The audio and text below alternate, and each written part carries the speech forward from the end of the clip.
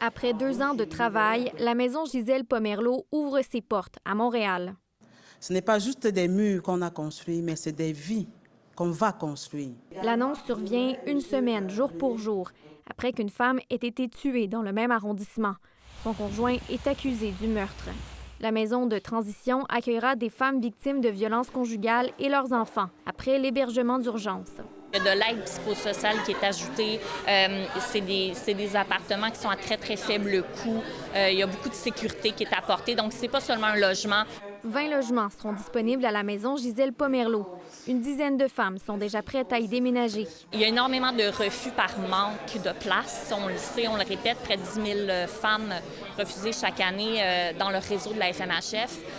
Donc, il y a énormément de besoins pour la création de nouvelles maisons de première et de deuxième étape pour femmes. Avec la crise du logement, les femmes doivent souvent rester plus longtemps en hébergement d'urgence, qui les accueille en principe pour un maximum de 6 mois. Les maisons de deuxième étape peuvent les héberger pendant 1 à 2 ans.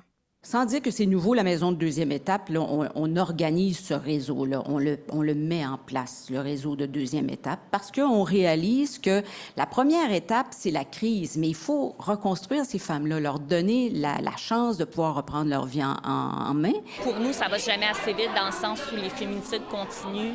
On est à la fin janvier, on a déjà 2 féminicides. Il existe actuellement au Québec une quarantaine de maisons de transition pour 108 maisons d'hébergement d'urgence.